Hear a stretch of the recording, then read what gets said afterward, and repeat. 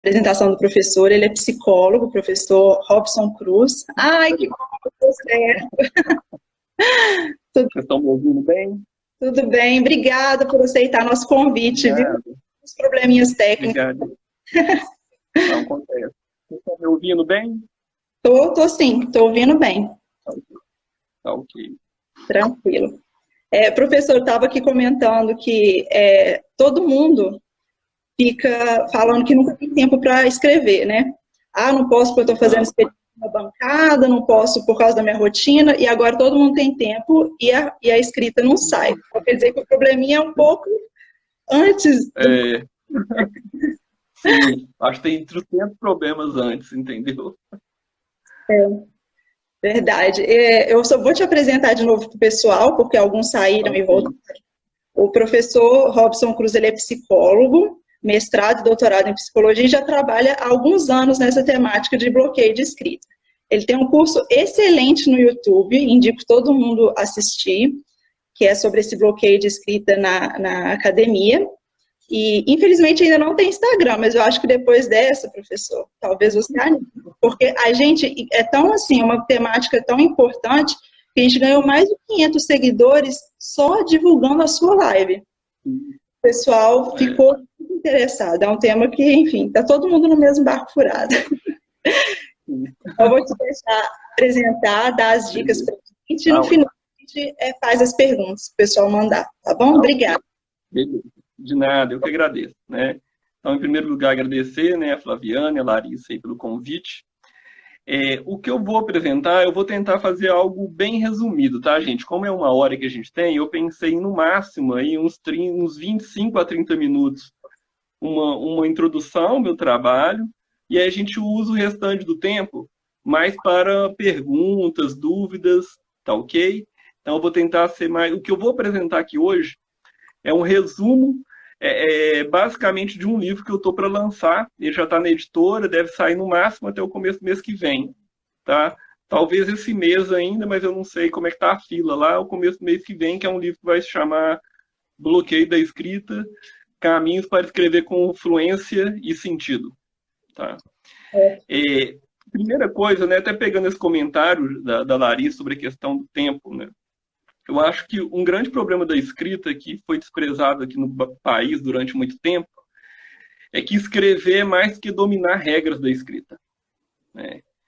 E mais do que isso, né? A escrita acadêmica, ela é escrita que está mais independente da sua área, tá? Independente da área, porque assim, eu sou da Humanas, e a Humanas tem um preconceito enraizado, né, nela, de que as ciências da natureza, as ciências exatas, as ciências aplicadas, são supostamente mais simples.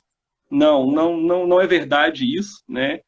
E há questões na linguagem tão complexas quanto na humanas, né?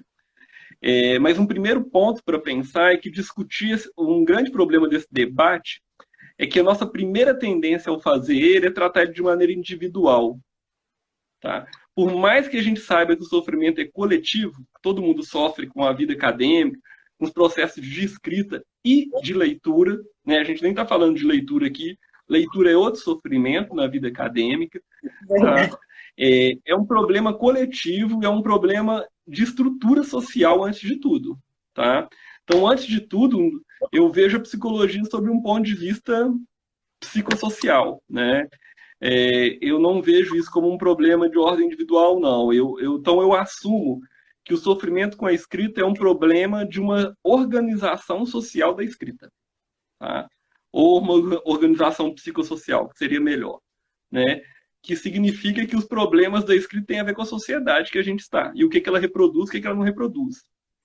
E aqui a gente já entra numa questão que talvez seja muito dura para a gente, é que a gente, principalmente quem está na pós-graduação, mas eu acho que também quem está na graduação sofre com isso, né?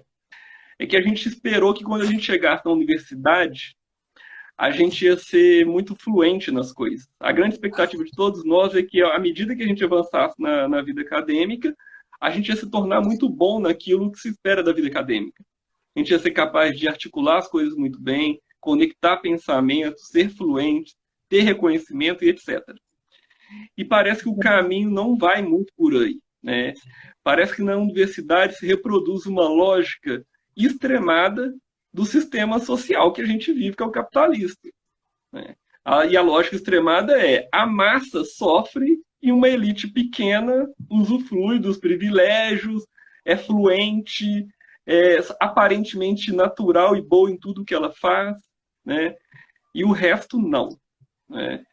E pensar o nosso contexto, isso tem muitas questões se a gente pensa no caso brasileiro, né? A universidade brasileira é talvez a universidade mais nova dentro da América Latina. A universidade brasileira sempre foi da elite, não deixou de ser, apesar dos últimos 20 anos, não deixou, né? Não vamos nos iludir que o ingresso de quem não podia estar nela mudou as coisas assim radicalmente. Mudou, mas eu não diria radicalmente, não.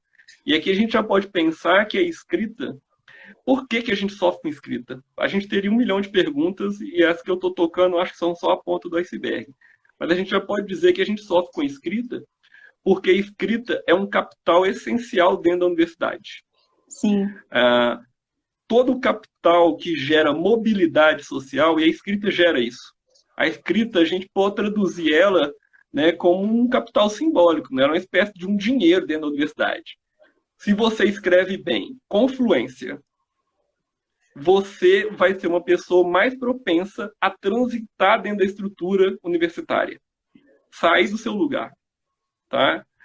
E a gente sabe o seguinte, gente, as estruturas sociais, elas vivem para impedir o trânsito. Essa é a verdade sobre a estrutura social. E a universidade não está fora dessa regra. Ela gosta de se ver assim, mas ela não está.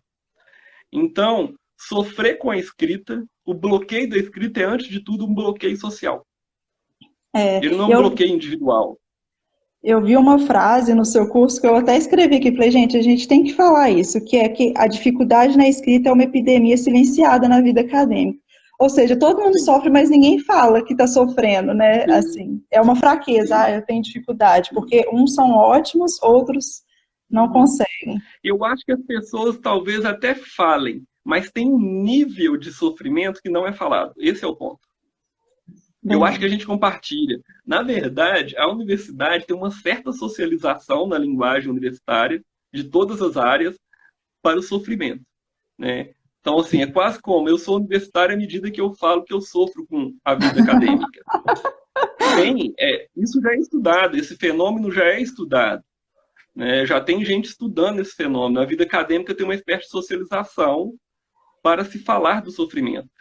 Só que tem um nível de sofrimento que não é falado, que é um nível mais profundo, mais denso, porque esse sofrimento ele é falado via qual linguagem? O sofrimento que a gente vê?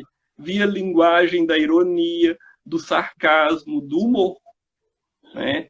Então, assim, a gente sabe, tem algumas pesquisas que mostram um dado interessante, que é uma pesquisa de um psicólogo americano que chama Robert Boyce. Meu livro agora, esse que eu vou lançar, está muito baseado no trabalho dele. Ele mostra que acadêmicos aumentam o uso da linguagem sarcástica e irônica à medida que eles avançam na vida acadêmica. E eles veem isso como uma suposta sofisticação da linguagem. Só que ele vai analisar de outra forma. Ele vai falar que isso é um sintoma, às vezes psicopatológico. Porque a gente sabe, né, que um preditor de sofrimento mental é o excesso de uso de linguagem sarcástica e irônica. É um preditor, pode ser um preditor de ansiedade, de depressão, né? Então, a gente tem que começar a avaliar também como a gente fala, como a gente usa a linguagem do sofrimento, né? Porque é uma linguagem de sofrimento que ela, às vezes, ela não gera, por exemplo, mudanças, né? E não estou falando que as pessoas não têm que falar de sofrimento, elas têm que falar. Silenciar é pior. Mas eu acho que aqui tem um nível de sofrimento com a prática escrita e com a leitura, por exemplo, que ele é o mais grave é o que não aparece publicamente. Uhum. E aqui, para a gente pensar isso, né? Então, assim, retomando o que eu estava falando antes, né? O sofrimento com a escrita o bloqueio da escrita é um bloqueio social. Então, assim, se você sofre com a escrita, isso é uma forma de te impedir de avançar na vida acadêmica e na vida como um todo, tá? E esse sofrimento, ele não brota dentro de você do nada, tá? A grande questão é que o trabalho acadêmico é um trabalho altamente velado, ele pouco declara como ele funciona. Se você vive num ambiente que declara muito pouco como ele funciona, você tem pouca consciência do que controla o seu comportamento nesse ambiente institucional. Se você tem pouca consciência, você começa a explicar as coisas em termos individuais, só a partir do que o seu corpo está expressando. Então você começa a dar explicação de dentro para fora e não de fora para dentro, que é o ideal, né? Então os sentimentos, eles têm base social, eles não têm base só biológica. Então esse é um grande problema. A gente não declarar como funciona o trabalho acadêmico, o cotidiano dele, a informalidade, né? Eu estudo eminentemente aquilo que todo mundo sabe que acontece, mas a gente não analisa. As relações dentro da universidade, microsociais, né? O corredor. Eu não estudo tanto a formalidade da ciência. A formalidade da ciência, ela é importante, mas ela não revela o que está por trás dela. Por trás dela faz parecer o quê? Sei lá, pego aqui um artigo, leio ele, parece que ele estava pronto desde o começo. Eu estou vendo o produto, eu não estou vendo o processo, né? E a escrita a escrita, para mim, a leitura, o sofrimento com a escrita e a leitura é um tema que eu analiso ele enquanto mobilidade, sim, adquirida, praticamente, manualmente, etc., cognitivamente, mas ele, ao mesmo tempo, é um fenômeno social, psicossocial, e ele é, em grande medida, um sintoma, né? Então, assim, se todo mundo que está me ouvindo aí já tiver tido algum mal-estar com a escrita, eu tenho, né, eu estou cansado de falar isso é esperado, tá? Isso, de certa forma, é apaziguador no sentido em que essa é a regra, né? Ter dificuldade com a escrita é uma certa regra. Quem não tem dificuldade com a escrita na universidade é uma anomalia, e a gente tem que explicar isso não em termos individuais também não, né? Porque na minha pesquisa eu tenho me preocupado não só em estudar quem não consegue escrever, mas em estudar também, eu estudo, intervenho, né, que eu tenho um trabalho clínico com isso também, mais de uma década, desde quando estou na graduação, é que a gente precisa estudar também quem consegue fazer as coisas. E também a explicação de quem consegue fazer as coisas não pode ser individual. Não pode ser, ele é bom naturalmente, ele é um gênio, tá? Não pode ser. Tá? Esse é um primeiro ponto, tá? Um outro ponto para pensar a questão do sofrimento com escrita é que vamos pegar alguns problemas comuns da escrita, né? Relação com o tempo. A relação com o tempo é um grande problema, tá? E a gente vive, né? O tempo, ele não é só natural, né? A gente tem um tempo que não é só a passagem do tempo lá no relógio, ele é um tempo social.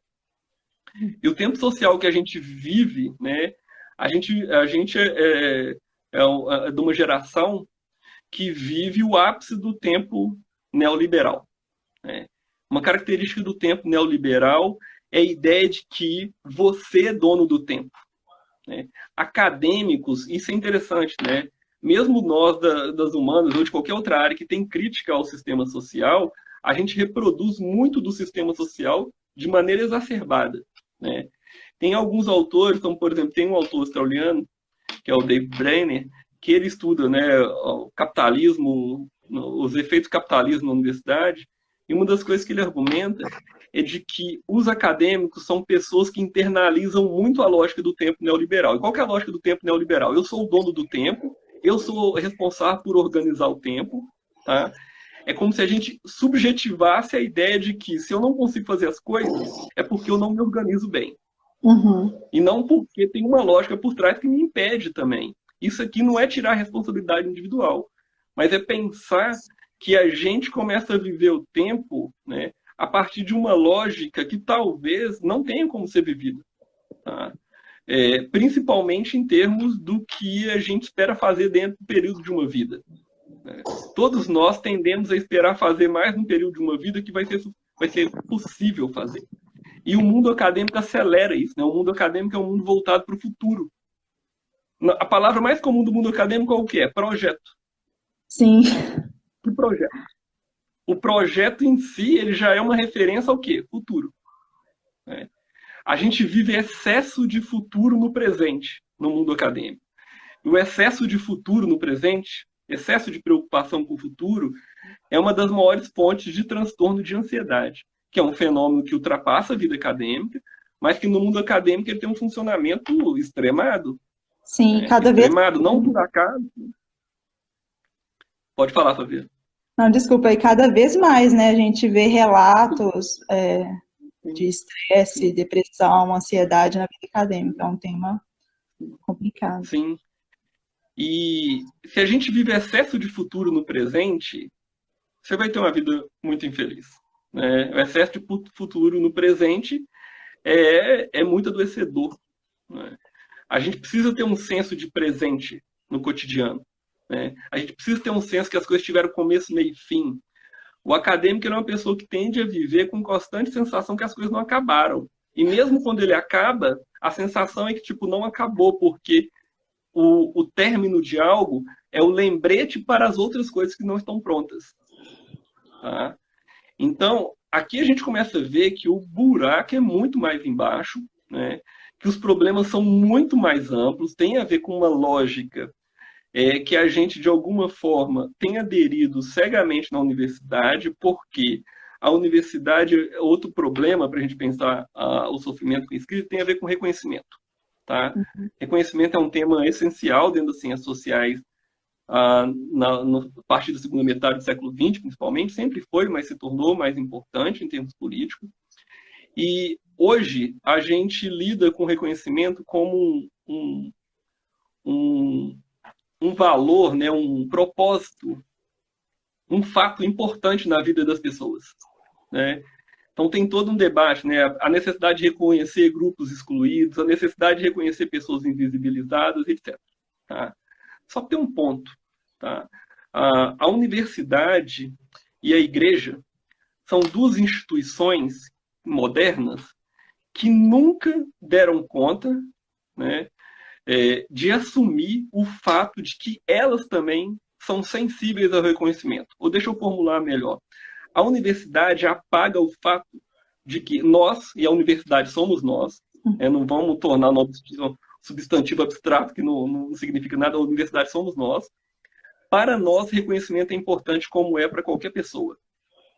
Só que a universidade apaga esse fato. Né? E ela cria marcas sociais que geram reconhecimento como se não fosse reconhecimento. A publicação é uma. A publicação é uma forma de reconhecimento. Tá? E com isso a gente deixa de explicitar o que isso gera em termos de controle social. Porque se a gente não explicita que há formas de gerar reconhecimento dentro da universidade, a gente não explicita, por exemplo, que essas formas geralmente sustentam hierarquias muito rígidas. Tá? Na verdade, se alguém assume na universidade que reconhecimento é importante para ele, ele é punido. Enquanto qualquer trabalhador de qualquer outro lugar assume o valor do reconhecimento para ele, ele é reforçado. Ele não é punido por isso. Né? Então, uma coisa que a gente deveria mostrar é isso. Então, assim, o que eu estou querendo dizer aqui, em grande medida, por trás disso tudo, é que a gente necessita urgentemente lidar com o fato de que a universidade é um ambiente laboral, é um ambiente de trabalho. Né? Então, a ideia de desinteresse, amor ao conhecimento, isso tudo tem que ser criticado. Não que a gente não tenha amor, não que a gente não tenha amor, não que a gente não faça coisas com vistas a ganhos pró-sociais e não só individuais. Tá? Mas a gente precisa explicitar que não é só assim que funciona. Tá? Voltando para a escrita. Né? Então, o tempo é um dos grandes problemas. E pensando em termos práticos, uma das maneiras que acadêmicos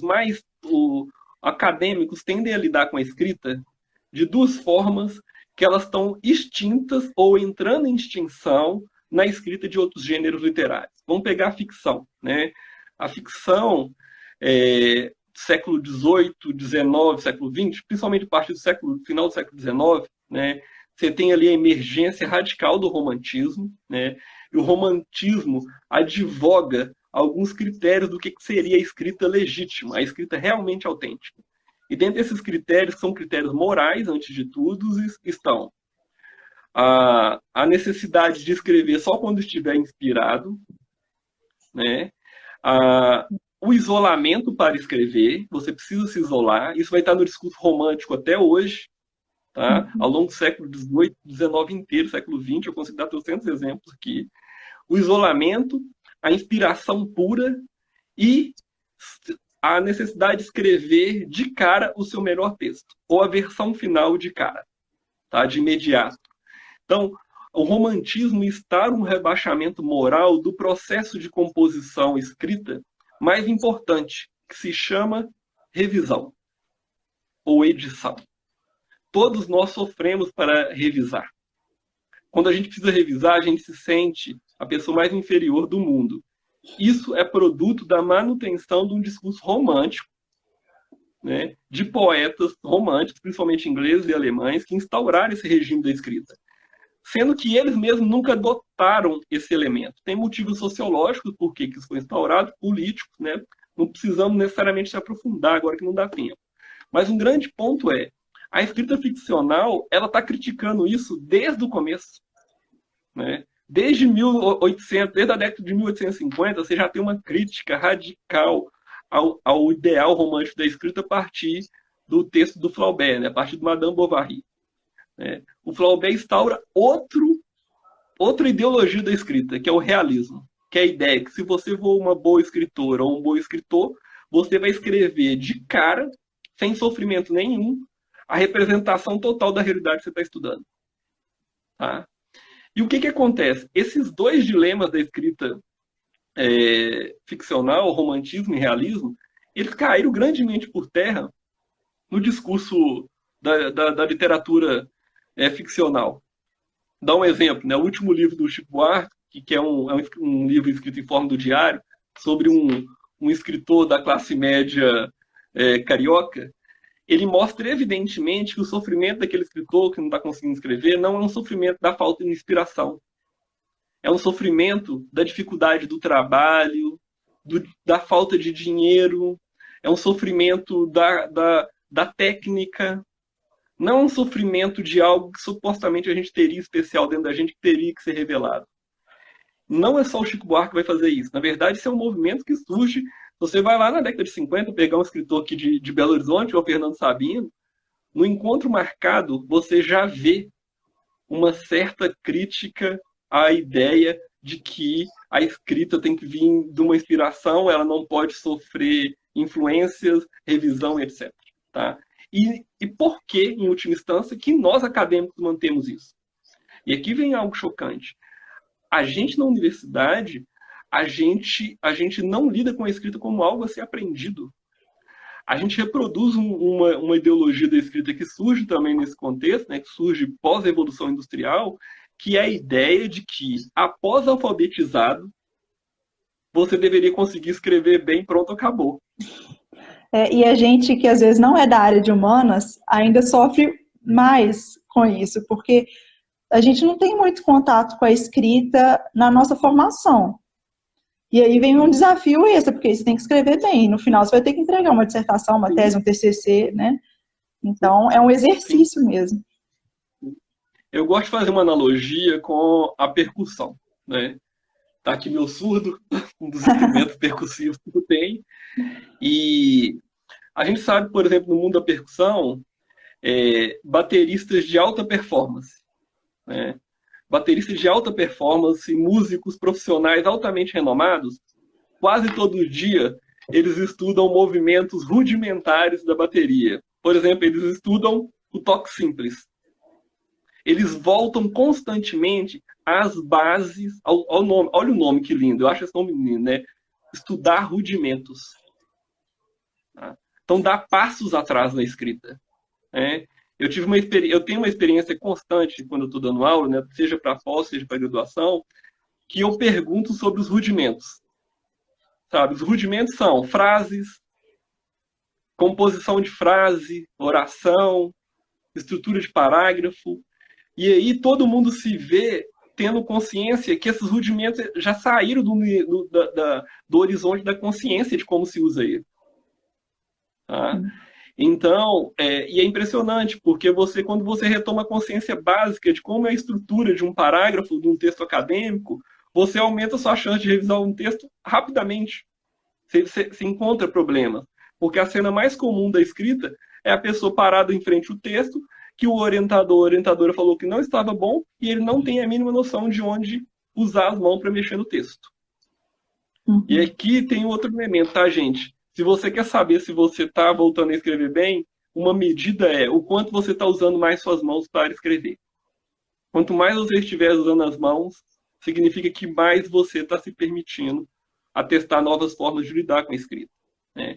Porque o sofrimento com a escrita, ele leva a alguns sintomas, né? A hipercorreção é uma delas, e a hiperobservação da microestrutura do texto, né? Escritores fluentes, o que a gente sabe é que eles não se preocupam, a princípio, com a microestrutura do texto. Bons leitores e leitoras de textos acadêmicos, eles não vão ficar preocupados em ficar corrigindo a sua frase lá que está com uma vírgula errada. Eles vão preocupar-se primeiro com a estrutura, com o argumento, com a macroestrutura, né? E aqui no Brasil a gente faz o contrário. Eu não lembro de ter tido algum professor, eu lembro de ter tido na verdade, vou ser honesto, né? De ter tido um professor que se preocupava com a macroestrutura do texto, antes de tudo. A formação de conceito, de ideia, de argumento, né? Então, assim, um grande ponto, sabe, gente? Eu sei que a maioria de vocês tem perguntas muito específicas. Eu acho que é melhor a gente passar para as perguntas agora para dar tempo, né, Flaviana? Senão o nosso tempo vai acabar. Vamos lá.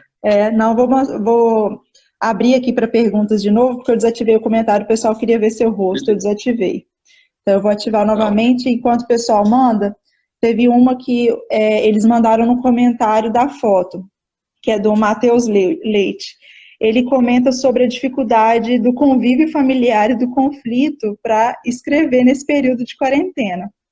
E qual que é o melhor caminho para ter incentivo para ler teoria durante esse período de isolamento social e posteriormente escrever sobre. Tá. Primeiro ponto, né? Já lembrar uma coisa importantíssima, assim, né? Nesse debate atual, né, sobre as dificuldades da vida acadêmica, um problema que eu acho que acontece muito nele é que a gente esquece que a universidade é só mais uma instituição na nossa vida. A gente é formado e a gente fez parte e faz e fará de várias outras instituições além da universidade. Teve a escola, tem a família, tem a igreja, tem a política, etc, etc. Tá? Então, assim, um grande problema que eu observo, e aí eu vou responder essa pergunta pensando nisso mais num sentido crítico do que isso significa antes de tudo. Porque talvez a solução, infelizmente, eu não consigo te dar resposta, porque isso pode ser algo muito, de um nível muito individual, da história da sua família, de você dentro dela. E aí eu aconselho, antes de tudo, procurar uma ajuda mesmo, tá? Mas vamos pensar em algumas possibilidades de pensar nisso, tá? A primeira é o seguinte: o trabalho acadêmico no Brasil, principalmente para as classes médias baixas e para as classes baixas, ele nunca foi visto como um trabalho para essas classes, né? Eu lembro, assim, da minha mãe durante anos, né? Coitada, ela não teve acesso à escolarização, né? Então, uma classe média muito baixa, não, na verdade, uma classe baixa, que vira uma alta classe média baixa, como um amigo meu diz, né? E ela tinha uma questão, quando eu fui a primeira pessoa da minha família inteira, de toda a minha família, parte pai e mãe, entrar na universidade. E uma questão que ela tinha ela sempre me fazia uma pergunta: quando que você vai trabalhar? A gente escuta isso. Ela fazia essa pergunta. Ela fazia essa pergunta. Isso revela, puxa, isso não era maldade dela. É óbvio que eu ficava, com certeza, puto com isso. Mas a grande questão isso ela está falando de um lugar de classe, né? As classes médias baixas, trabalhar para eles é usar muito o corpo para várias coisas. O acadêmico parece não usar o corpo, ele usa, né? E nesse sentido é muito difícil para muitas famílias compreender que o que a gente faz é trabalho. Eu lembro que ela compreendeu que era trabalho, eu já estava no mestrado, e ela foi na minha defesa de mestrado e ela sentiu que ali tinha um tipo de reconhecimento diferente. Foi a primeira vez que eu vi nitidamente o reconhecimento dela, assim, né? Então, que a partir dali, ela respeitava o meu tempo de trabalho, quando eu estava trabalhando na casa que ela morava, e etc, etc. Tá? Tem um ponto, então, né, de tentar demonstrar para as pessoas que isso é um trabalho, né? Eu sei que não é simples, eu sei que é muito compreensível, eu vou ser bem sincero, eu acho muito compreensível as classes médias baixas e as classes baixas não compreenderem isso, né? Até porque a universidade joga na cara dessas pessoas toda hora que aquilo não é um lugar para elas, né? Eu tive uma experiência recente não, ela me marcou muito, ela faz parte de uma outra apresentação minha. Eu começo uma outra apresentação minha falando de uma situação que eu vivi aqui em Belo Horizonte, naquelas manifestações que tiveram no meio do ano passado, sobre em relação aos cortes da educação, né? E aí eu lembro de uma dessas manifestações, foi gigante aqui em Belo Horizonte, deu 150 mil pessoas, né? Foi gigante em São Paulo, no Rio, outros estados. E aí, quando eu cheguei na manifestação, eu estava numa região do centro aqui de Belo Horizonte, que para quem conhece é a região da Avenida Amazonas, perto da Praça Raul Soares, Padre Belchior, e eu entrei na região em frente a um lugar que eu já tinha trabalhado há muitos anos atrás, e na hora que eu entrei na manifestação, as pessoas estavam gritando: "Ei, Bolsonaro, eu quero ver você entrar na UFMG". E aí, na hora que eu entrei na manifestação, estava sendo cantado pela esquerda, né? Eu me senti muito mal, eu senti que aquele xingamento ao Bolsonaro era um xingamento a mim. E olha como eu poderia sentir que o xingamento a uma pessoa tão abominável quanto o Bolsonaro poderia ser um xingamento à minha pessoa. E automaticamente eu pensei, o Lula também não entraria no FMG, não. Eu não entrei, meu pai e minha mãe nem tiveram condições de direito de estudar. Essas pessoas estão xingando essas pessoas que estão aqui nesses bares, numa região onde estão as pessoas pegando ônibus para a periferia. Então a gente tem que elencar um ponto sobre a escrita que tem a ver com a política, que é: a gente tende a ser de direita ou ultradireita quando a gente pensa em escrita acadêmica. Nossa e dos outros, que a gente pensa a escrita de maneira individual, a gente sente ódio da escrita errada, né? A gente não tem suporte para a escrita na universidade, você não tem formação para a escrita na universidade brasileira. É raro, está tendo agora, né? Está tendo mais, mas você não tem. A ideia de que a gente precisa continuar se formando, ela não existe, né? E aí você vai ver um padrão nas grandes universidades. Quanto mais renomada a universidade, mais investimento ela faz nesse campo. Não só para os alunos, tá? Para os docentes, que é outro público que sofre muito com a escrita. Continua, né? A escrita não para nunca. E quanto mais você progride na carreira, mais tem que escrever projeto, tempo limitado, tem que se virar. Sim. Uma dúvida minha agora, antes de eu passar para os próximos, né? Que é sobre, assim, a gente tem um pouco de síndrome de impostor quando está escrevendo, e aquele medo de ser lido, e aquele excesso de crítica. Porque o que acontece comigo muitas vezes é assim, eu acho que eu não li suficiente para começar a escrever. E aí dá aquele bloqueio de colocar no papel. Você tem alguma dica, para ajudar? Sim, tá? A gente tem que pensar, né, como eu falei, que tem elementos do nosso sofrimento com a escrita que ultrapassam o âmbito acadêmico. Algo do nosso sofrimento com a escrita, inevitavelmente, vai ter a ver com a nossa história de vida. Nossos traumas acadêmicos e não acadêmicos, tá? Traumas não acadêmicos podem afetar a nossa escrita, tá, gente? A escrita é linguagem, tá? Toda linguagem está submetida a possíveis e inevitáveis traumas. Mas toda essa sensação de impostor ou impostora com a escrita, ela tem muito a ver com punição passada. Tá? Porque acontece algo no mundo acadêmico muito evidente, principalmente na transição da graduação para a pós-graduação, que é o seguinte: na graduação, a tendência é que qualquer coisa que você faça que é um pouquinho melhor do que bem feito, ou um pouquinho bem feito, isso tende a ser reconhecido. Você tem reconhecimento. Os professores reconhecem. Eu sei, eu estou lá na sala dos professores. O professor fala: nossa, fulano de tal escreve bem, fulano de tal fez um trabalho legal, etc. Quando você bota o pé na pós-graduação, é quase como se tivesse uma proibição para o reconhecimento do trabalho do outro. A ideia de crítica é muito usada, às vezes, de maneira um tanto questionável, né? Tem um certo orgulho, né? Eu lembro, eu já ouvi muitas vezes, muitos professores, a pós-graduação é um lugar da crítica. Se você veio aqui para receber elogio, você não deveria estar aqui. Já ouvi isso numa reunião de departamento, assim, né? De grupo de pesquisa, desculpa. Né? Porque na reunião de departamento tem outras histórias. E isso vai gerando toda uma ideia de que, independente do que você faça, seu trabalho está sempre errado. Se você não tem apontamento de avanço em momento nenhum, você aumenta a chance de que toda vez que você faça qualquer coisa, aumenta o senso de estar errado. Vamos pensar o seguinte: um grande problema da universidade é que a universidade não assume que lá se espera desempenhos equivalentes a que a gente espera em qualquer pessoa no ápice da profissão dela. Tá bom? Todo mundo vai para uma banca esperando que seu texto tenha atingido qualidade muito alta. E é óbvio que isso é esperado. Só que a gente não declara que a universidade demanda performance de alto desempenho. Porque se a gente declara isso, a gente vai ter que lidar com isso. Primeiro, a gente vai querer questionar isso, dizendo, não, a gente aqui não faz isso é só no mundo corporativo que acontece, a gente não trata as pessoas aqui assim, etc. Só que a verdade é que a ciência é um comportamento de alto desempenho. Né? Ciência é uma coisa de desempenho muito alto para ela ser bem feita.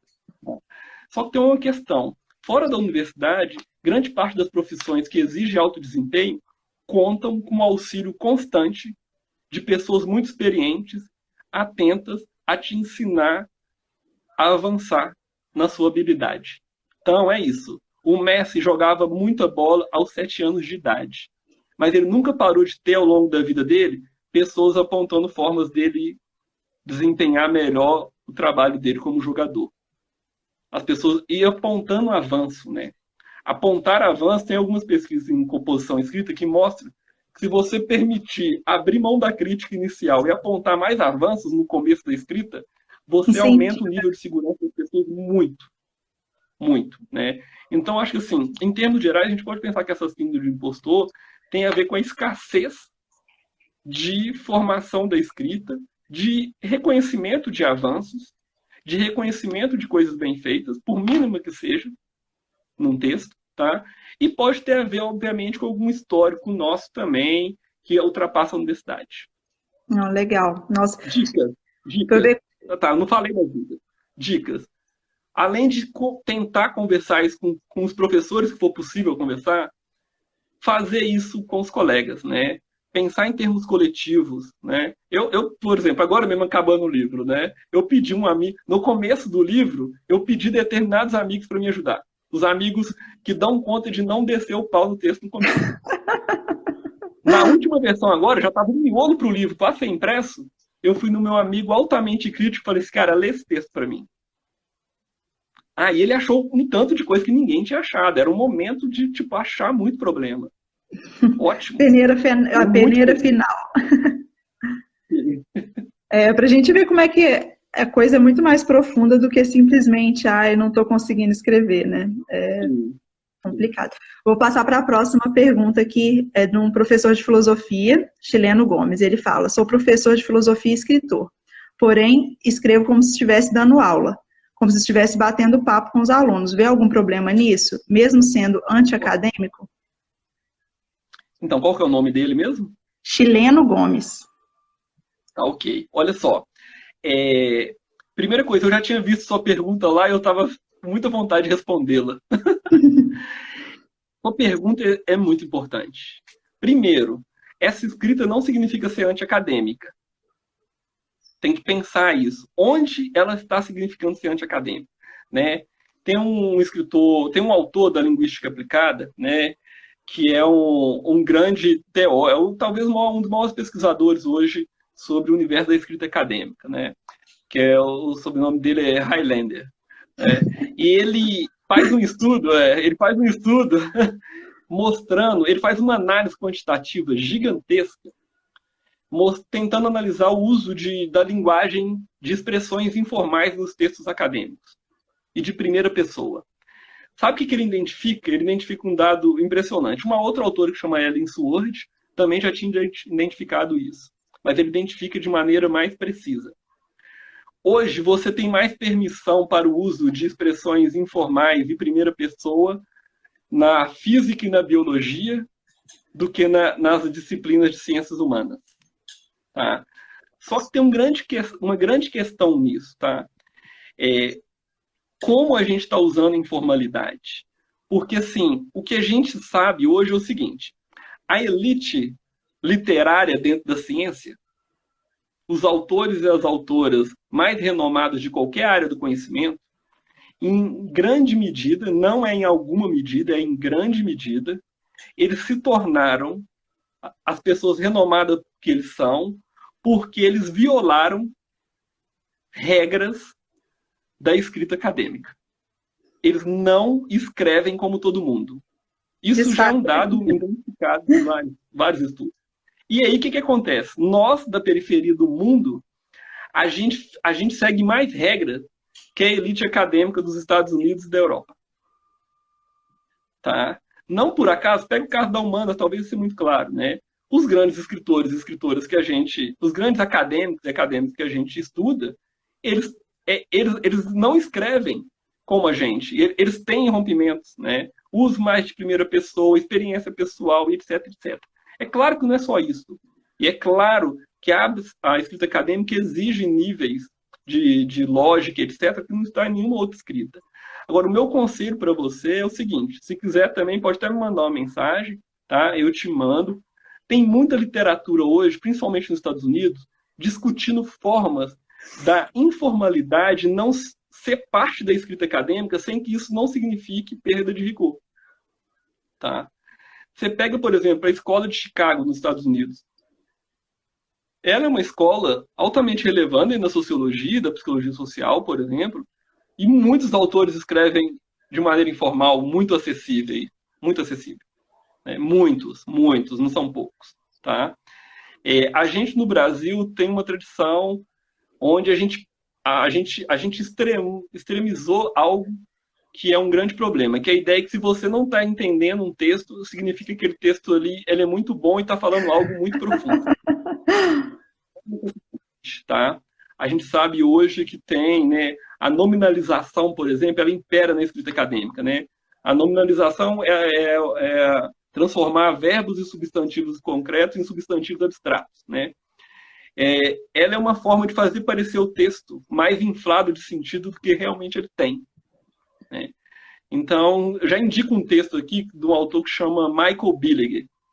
Ele escreveu um texto que chama a tradução, não traduziram ainda, né, mas o livro, o título em português seria Como Escrever Pessimamente nas Ciências Sociais, né? Que é um livro que serve para qualquer área, né? Que mostra que a gente tem uma socialização para escrever de forma rebuscada.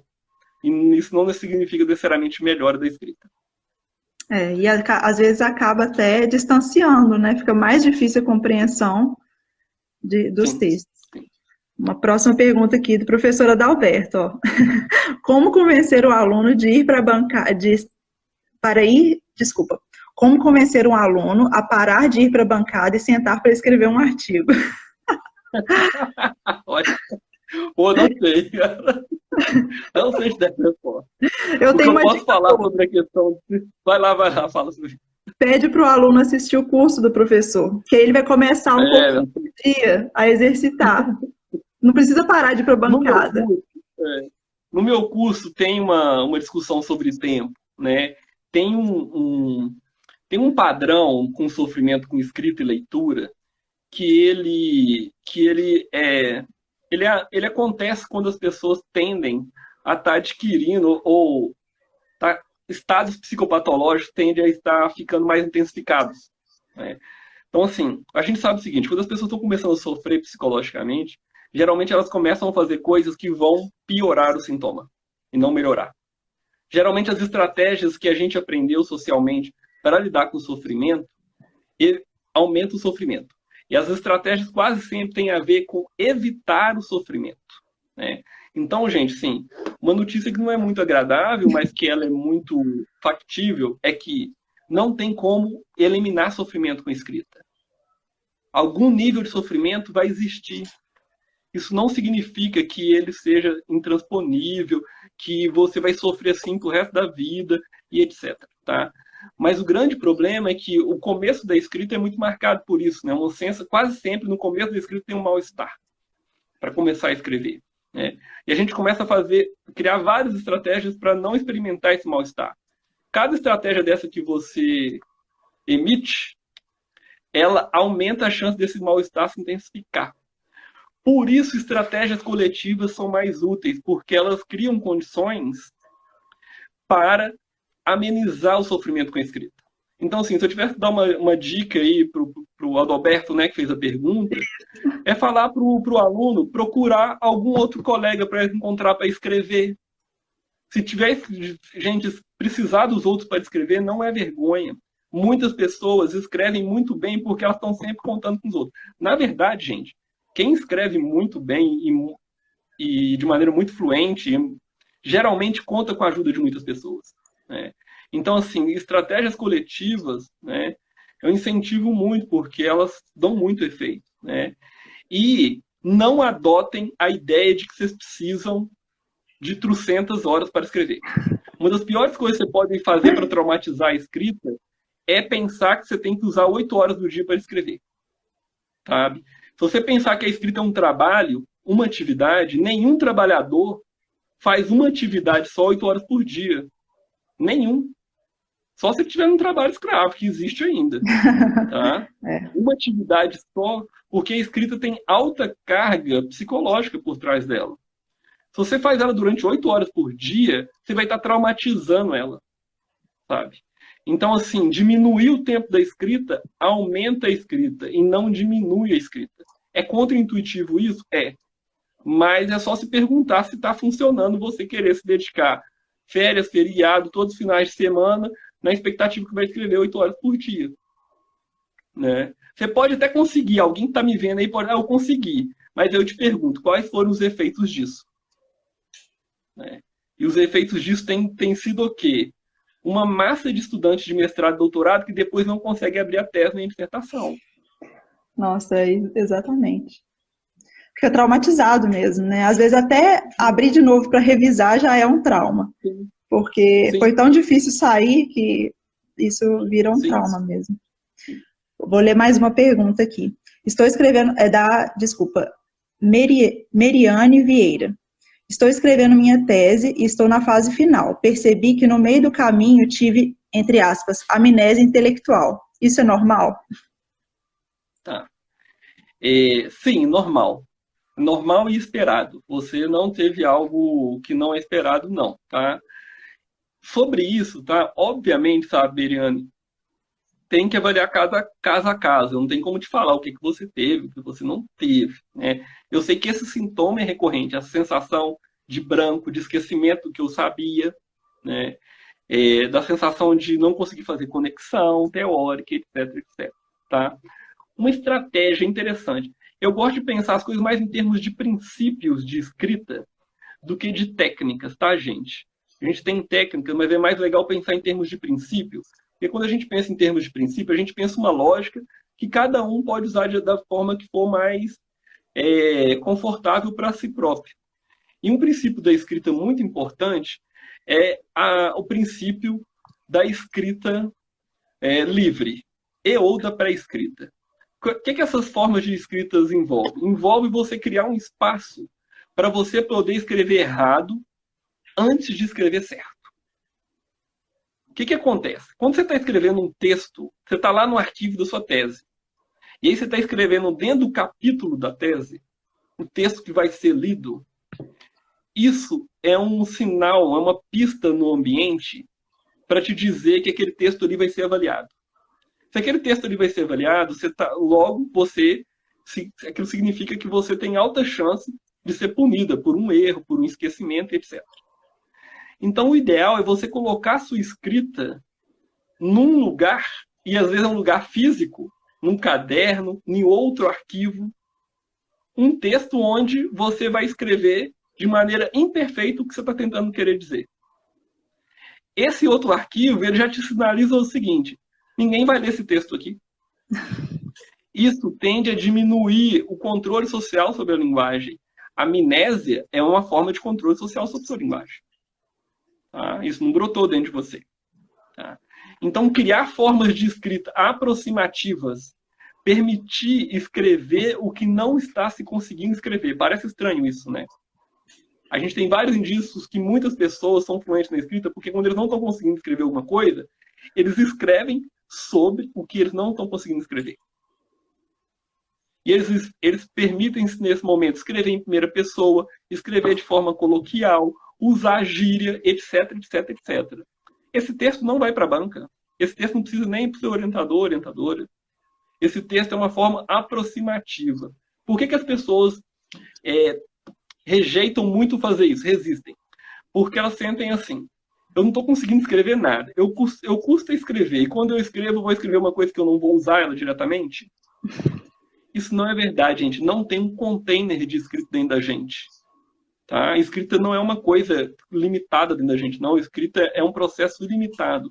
Quanto mais você escreve, significa que mais você vai escrever. Não tem um limite de escrita dentro de você, não. Tá? Tem um limite de relação com a escrita. Tem um limite de conhecimento e etc. Mas escrever, inclusive, te dá sinal do que você vai precisar conhecer mais, etc. E permitir essa escrita livre tira essa parte crítica, né? Que fica ali, e você não consegue escrever a mesma frase, fica relendo a frase, não, é melhor eu mudar isso aqui, trocar, e aí a coisa flui melhor. Mais uma aqui. Como conseguir um gatilho para pensar e desenvolver a parte macro da escrita científica? Principalmente quando na pós o foco sempre foi a vírgula fora do lugar e não na ideia conceitual. Esse comentário é da Jux Bio. Tá ótimo. Olha só, Ju, é uma pergunta também importante. Eu acho que a primeira coisa é dar passos atrás e descobrir o que é a macroestrutura do texto, o que é argumento, né? Você tem, por exemplo, estratégias bem práticas de descobrir se o seu texto está estruturado ou não, e aí eu posso ter, e é outro, né? Pode entrar em contato, eu vou deixar meu contato aqui no final, para eu enviar literatura, coisas nesse sentido. Ah, legal. A literatura brasileira sobre escrita acadêmica, ela agora está aparecendo algumas coisas interessantes. Ela sempre foi muito baseada na ideia de regras da escrita, principalmente regras formais. E aí tem um fato interessante. Para descobrir se um texto tem macroestrutura, por exemplo, se a macroestrutura dele está coesa, coerente, isso tem muito a ver com regras informais da escrita. Então, por exemplo, tem um exercício aparentemente banal que eu peço usar, e que eu aprendi, obviamente, a partir de uma escritora que estuda o tema, que é inclusive uma brasileira, que é professora nos Estados Unidos, chama Patrícia Goodson. Ela tem um livro que chama 50 Passos para a Escrita Acadêmica. Não está traduzido também, infelizmente. Mas ela dá um exercício que é o seguinte: você pega um texto, tá? Sei lá, pega um artigo que você está escrevendo, pega o que já está pronto e marque todos os tópicos frasais de todos os parágrafos do seu texto. Tá? A frase e sentença do seu texto. Tópico frasal. E leia depois eles em ordem. Ao fazer esse simples exercício, isso é só um exemplo, você identifica imediatamente coisas que eram para estar no começo que estão no final, coisas que estavam no final do texto que era para estar no começo, parágrafos que você repetiu e etc. Tá? Então você cria ali uma lógica de procurar lógica interna no texto. Só que, obviamente, para fazer isso, você tem que saber o que é um tópico frasal. Tá vendo como é que a gente tem que voltar aos rudimentos? Eu tenho que saber o que é um tópico frasal. Eu tenho que saber, por exemplo, o que é anáfora. Anáforas são os elementos textuais que fazem referência a coisa que a gente já falou dentro do próprio texto. Eu preciso saber usar conjunções semânticas, que são os conectores. Né? E isso a gente aprende a fazer de maneira muito prática. Então, por exemplo, eu dou um exercício numa turma que eu ensino os alunos que são conjunções semânticas, né? Os conectores, portanto, todavia, etc. Desse modo, e dou um texto e falo assim: olha, esse daqui é um artigo do fulano de tal, eu quero que você escreva o seu texto usando as conjunções que esse autor usou. Porque, gente, a escrita ela é toda estruturada já, a linguagem está toda pré-figurada. Então a gente já tem na nossa cara um tanto de exemplos. Se eu abro aqui agora esse livro e procuro aqui no primeiro parágrafo, eu sou capaz de encontrar com ele conjunções que eu posso usar.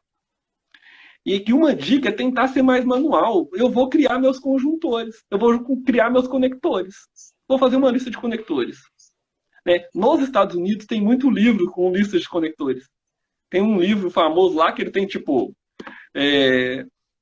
mais de 3.000 fórmulas que as pessoas usam em textos acadêmicos, que a gente pode usar, né? Você não está plagiando, você não está fazendo nada, você só está usando uma estrutura pré-existente, e isso melhora a sua forma de pensar. Tá? Isso não é uma mera cópia, não é uma mera cópia. Boa dica, hein? Muito boa. Miller... desculpa. Deixa eu dar uma indicação de um texto em português muito bom. É um texto que esse professor escreveu para graduação, mas ele ajuda muito o aluno de pós-graduação. Se chama As Fórmulas... Tá aqui. A Fórmula do Texto. O autor se chama Vander Emediato. Tá? É um texto que faz a gente lembrar desses rudimentos de conexões, de fórmulas, de estrutura de coordenação, de argumentação. E tem vários exercícios práticos, muito legais. Que bom, boa dica, anota aí, galera. Então, depois eu vou pegar, vou reassistir a live para anotar isso também. Miller Lucas, grupos de pós-graduandos em reuniões tipo A podem ajudar no aspecto social da escrita? Ou seja, essas reuniões de grupo, né, para a escrita. Você acha que isso pode ajudar? Pode, obviamente, desde que vocês criem planos de intervenções. Né? Eu acho que qualquer mecanismo de falar da escrita, obviamente, é uma saída. Né? Mas eu acho que, assim, pensar em formas de fazer isso, sabe? Como a gente pode fazer isso também praticamente? Porque, assim, como eu trabalho na clínica, uma coisa que eu observo muitas vezes é que as pessoas acham que vão resolver alguns problemas acadêmicos, principalmente da leitura escrita, só falando deles. Falar é uma parte importante. Algumas pessoas, só falando do sofrimento da escrita, podem melhorar muito o sofrimento com a escrita? Podem. Eu consigo te falar em vários casos que eu atendi, que a questão não tinha a ver com a escrita em si. Tinha a ver com formas de sofrimento que ultrapassava a questão técnica, habilidade. Né? E, na verdade, pessoas que têm domínio avançado da parte técnica, formal da escrita, das normas, elas podem ser as pessoas que mais sofrem com a escrita. O excesso de conhecimento, olha isso, o excesso de conhecimento pode ser a causa do sofrimento. Aumenta a pressão. Porque a pessoa aumenta mais do que a pressão, aumenta o excesso de consciência durante o processo da escrita. Né? A diminuição da consciência das regras, ele é importante para a geração da escrita. Ele é importante depois para a edição. Né? Então, separar, né? A gente aprendeu escrevendo dois processos que são incompatíveis psicologicamente. A gente escreve editando, né? A gente está usando dois processos psicológicos opostos. Né? Gerar envolve permissão para o erro. Né? Na verdade, isso que define em grande medida a criatividade, permissão para o erro. Editar é o controle do erro.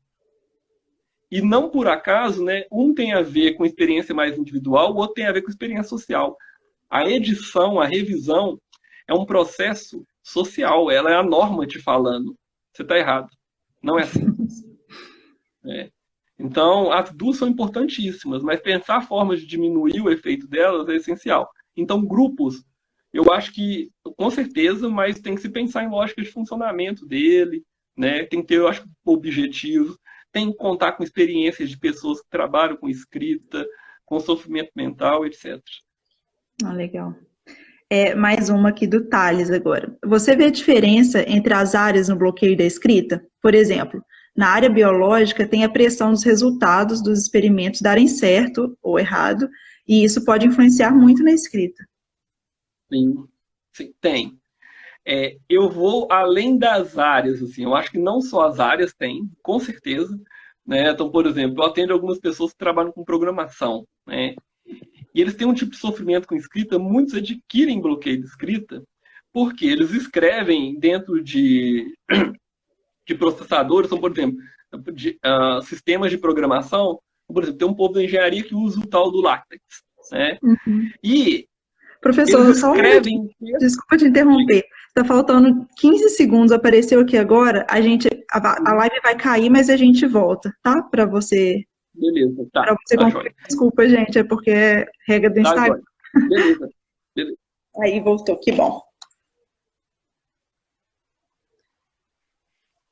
A gente estava falando sobre a pressão nas diferentes áreas, né?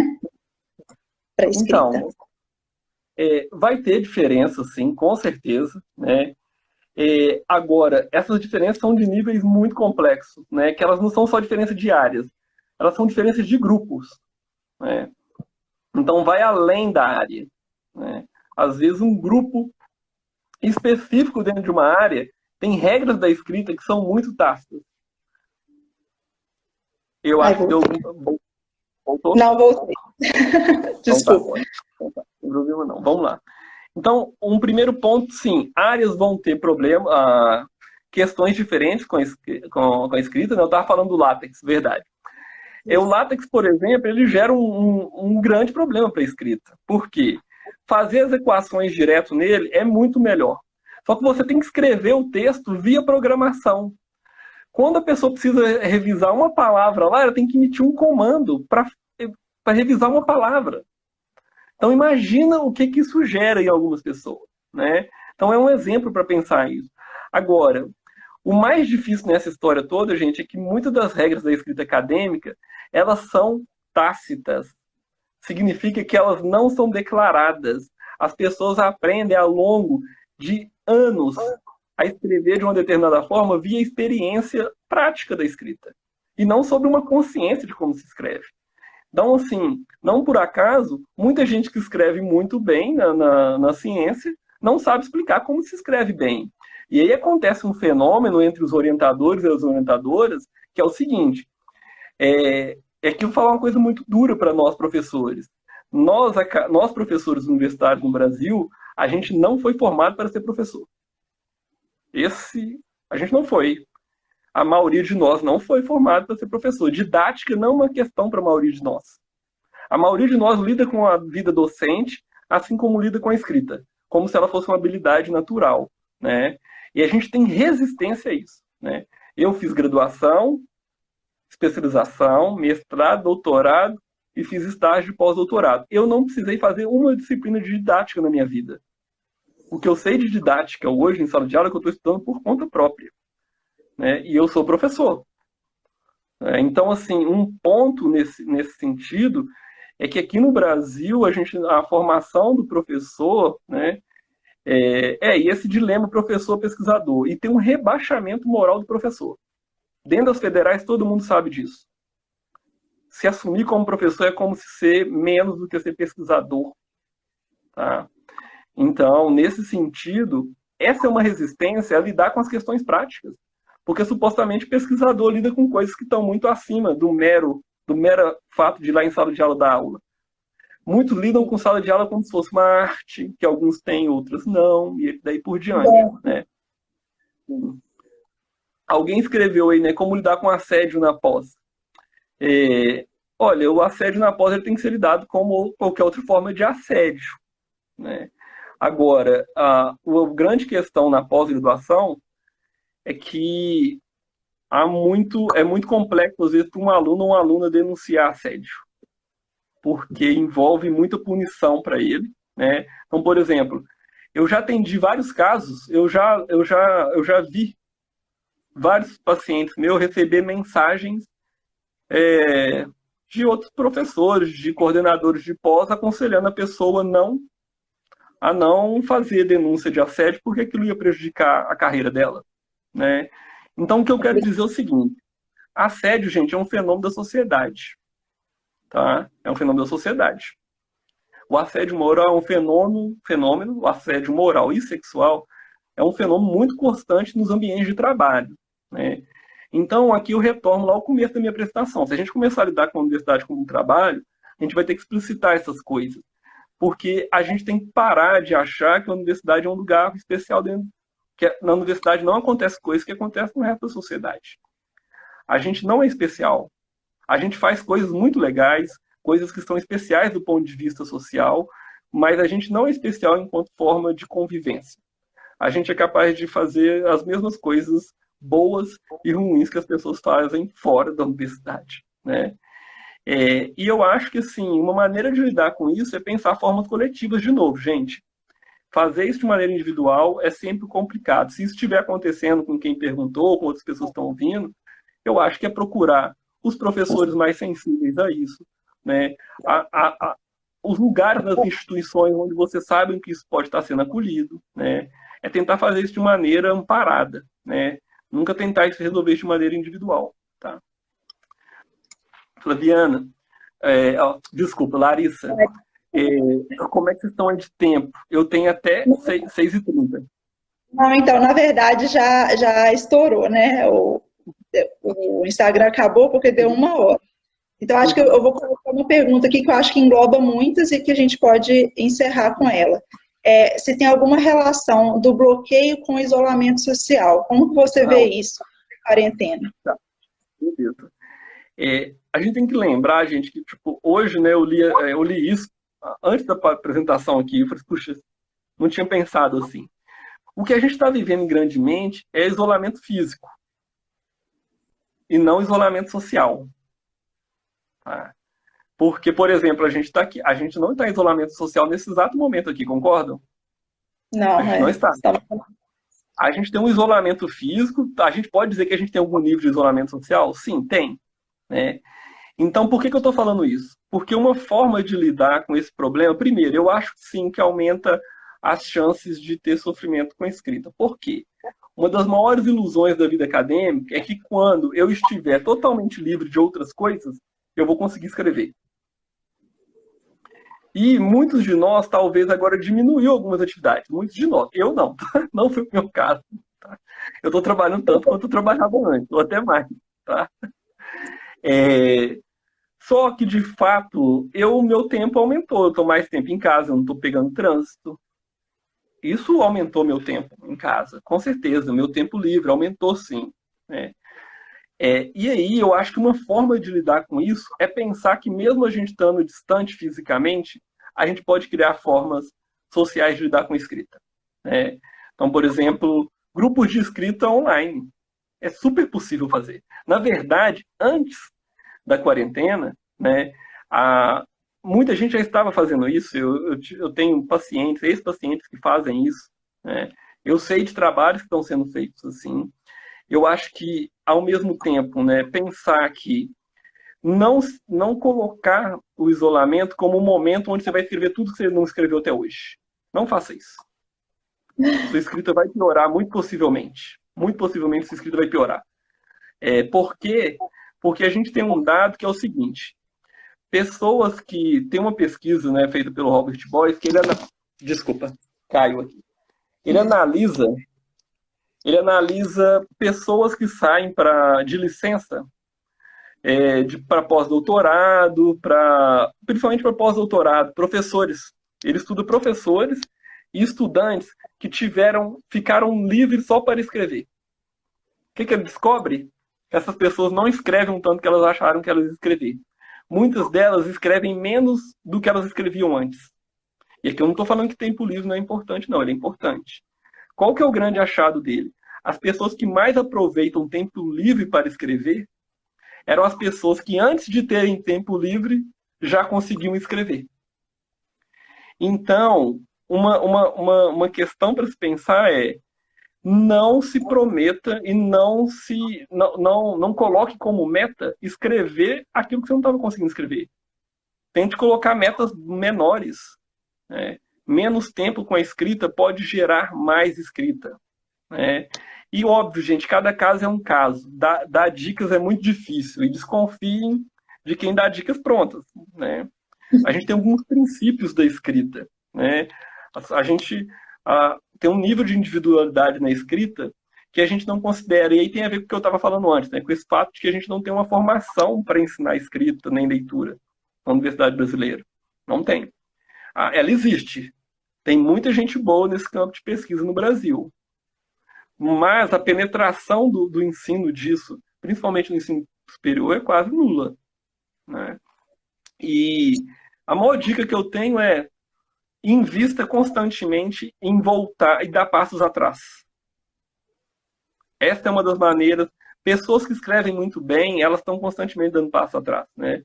No meu doutorado, eu estudei como um pesquisador importante da psicologia, né, da história da psicologia. Eu estudei no arquivo dele, uma das coisas que eu estudei é como ele trabalhava. Né? E ele foi um sujeito que ele publicou mais de 300 artigos, mais de 20 livros. E uma coisa que eu descubro quando eu estou no arquivo dele é que ele estudou escrita a vida inteira. E o tema dele de pesquisa não era escrita, mas ele sempre tinha um livro sobre formas de escrever do lado dele. Ele sempre estava revisando coisas antigas. E ele era um pesquisador altamente renomado, né? Então, assim, dar passos atrás talvez seja o ponto mais importante, assim, sabe? Eu não estou conseguindo escrever, o que é? Sabe, voltar. Como é, deixa eu estudar a frase das pessoas que eu leio o texto. Como é que ele escreveu a frase? E procurar recursos mesmos, né? Uma coisa que eu fiz um semestre aqui com alguns amigos foi a gente contratou uma professora de redação e a gente fazia um grupo de estudo com ela a gente corrigindo nosso próprio texto, né? Então, assim, procurar iniciativas, por exemplo, grupos de escrita podem servir para isso, para tentar criar políticas acadêmicas de investimento nisso, né? O pessoal da UFRJ fez agora um Clube da Esquina. Clube da Esquina, ótimo, asfalho. Clube da Escrita. Eu também. Ai, é porque eu amo o Clube da Esquina. Ótimo. Antes seria melhor, né, o Clube da Esquina. Mas tentar procurar auxílio, não tentar resolver sozinho é uma grande saída, tá? E se as condições te imporem isso, e às vezes impõem, eu sei que impõem, eu sei que muita gente vai falar para você que você tem que fazer o trabalho sozinho, que se você fosse bom, você não estaria precisando de ajuda. Não acredito nisso não, sabe? Ou burla isso daí, finge que tá fazendo sozinho, mas faz com outras pessoas, sabe? A gente não tem que seguir todas as regras que estão sendo colocadas pra gente, não, né? A gente tem que desconfiar do discurso do isolamento, né? Ele é muito danoso. São muito, muito, muito boas observações. Muito bom o seu ponto de vista. Para a gente que está ali lutando, tentando escrever, pensar em um aspecto maior e que a gente não está sozinho, né? Está todo mundo no mesmo barco furado e a gente pode se apoiar, né? Mesmo que seja virtualmente. Professor, eu agradeço muitíssimo. A gente teve muitas perguntas, eu não consegui fazer todas. Eu agradeço muito a sua participação, o seu tempo, compartilhar com a gente o seu conhecimento. Fala para o pessoal onde que eles te encontram, porque teve a única rede social que eu tenho é o Facebook. E aí, assim, eu tenho poucas redes sociais porque para usar menos mesmo, né? Eu acho que para mim é questão de tempo, né? É uma questão. Mas estou avaliando em fazer um Instagram e ter controle do uso, né? Porque eu acho que muita gente sofre muito com o uso de rede social, né? E a gente tem hoje, né? A gente sabe, por exemplo, que, tipo, outro dia eu li uma coisa que eu achei muito legal, que os maiores muitos programadores muito famosos não têm nem e-mail, né? Tem pessoas muito que trabalham com tecnologia que não usam tanto ela, né?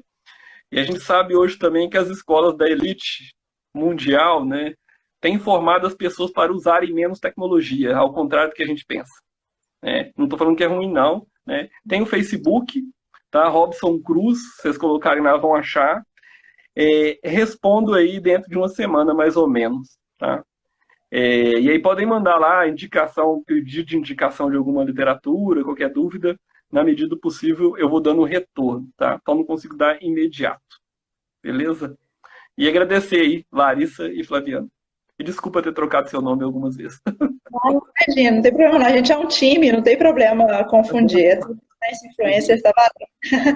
Tá bom? Muito obrigada. Obrigada a todo mundo também que participou. Espero que tenha ajudado, tenha dado uma luz. Assiste as lives do professor, os vídeos. Tem muito material bom, muito material que ajuda a gente a desbloquear, né? E vamos fazer. E o livro deve estar saindo daqui 2 semanas, 2, 3 semanas o livro deve sair. Excelente. Quando sair, professor, entre em contato com a gente divulga no nosso Instagram. Beleza. Pessoal, tenho certeza que você vai gostar, tá? Obrigada mais uma vez. Obrigada, gente. Abraço. Tchau. Um abraço. Tchauzinho.